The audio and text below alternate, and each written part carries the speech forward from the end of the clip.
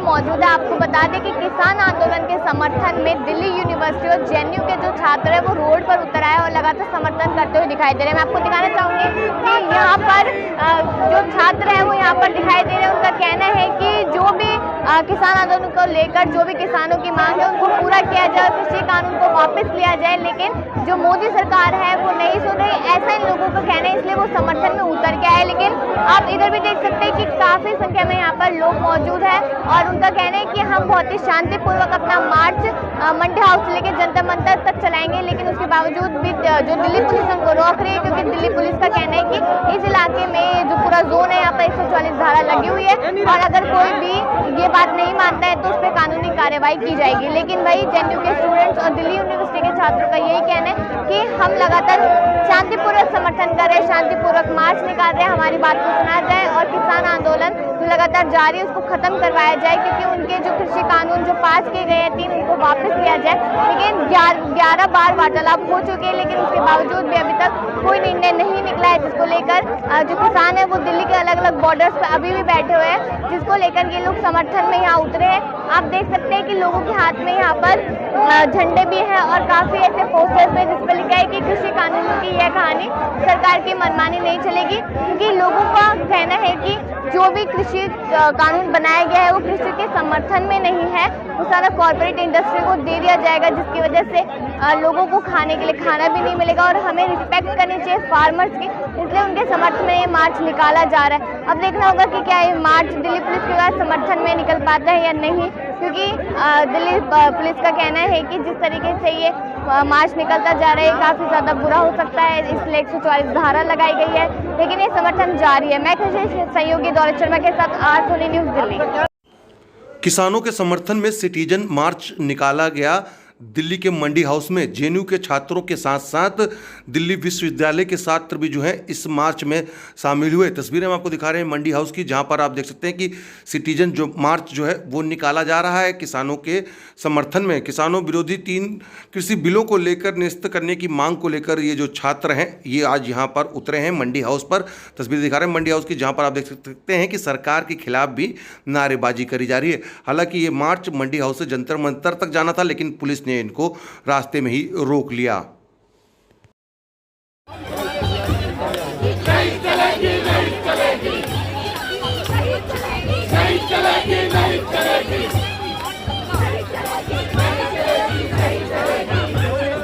नहीं चलेगा,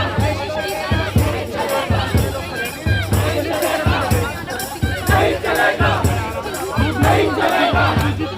नाम बता दीजिए अपना। मेरा नाम सुजाता है। मैं आप यहाँ आए हैं, मार्च चल रहा है पूरा, दिल्ली पुलिस मना कर रही है, क्या कहना है इसमें? देखिए, दिल्ली पुलिस मना क्यों कर रही है, पहले तो हम ये सवाल उठाना चाहते हैं। यहाँ पे छात्र मौजूद है, महिलाएं मौजूद हैं, मजदूर मौजूद हैं, दिल्ली के नागरिक मौजूद है।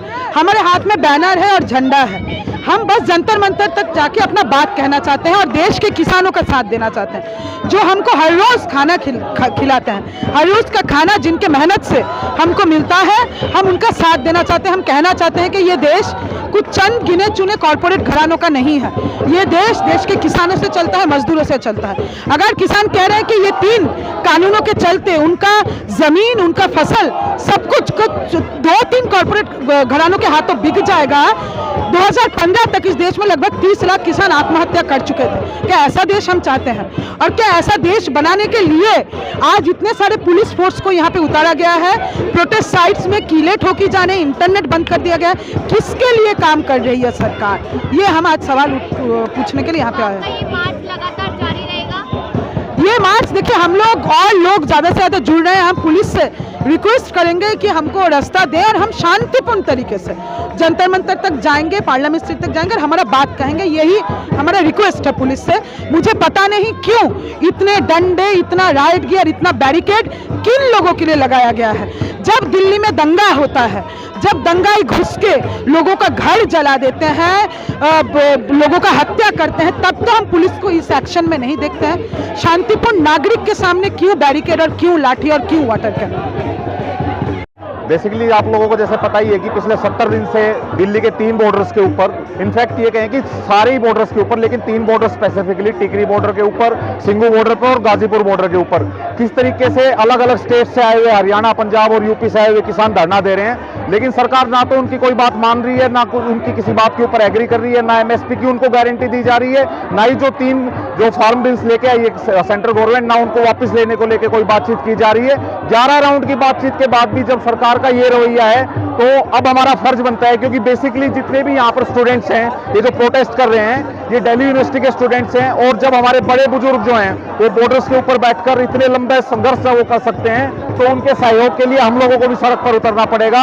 इसीलिए आज दिल्ली यूनिवर्सिटी के तमाम स्टूडेंट्स अपने ऑर्गेनाइजेशंस को भूलकर सब एक बैनर के तले किसानों के लिए, फार्मर्स के लिए सब इकट्ठे हुए हैं, और इसीलिए आज हमारा ये मार्च है यहाँ से जंतर मंतर तक का।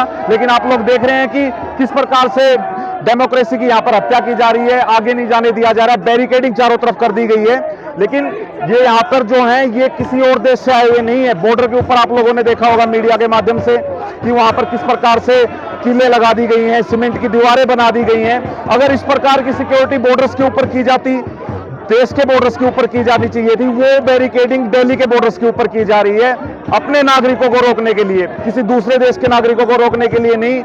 और हम सब लोगों को ये सोचने की जरूरत है कि अगर किसान जो है वही सुरक्षित नहीं होगा, तो हम लोगों के लिए जो है खाने पीने की, जो अभी तो सरकार के पास भंडारण हो सकता है, लेकिन बहुत ही जल्दी एक ऐसी स्थिति भी आ जाएगी जब देश के अंदर खाने पीने की चीजों की भी शॉर्टेज हो जाएगी। और इसी के लिए आज दिल्ली यूनिवर्सिटी के तमाम स्टूडेंट्स यहाँ पर इकट्ठे हुए हैं मार्च के लिए।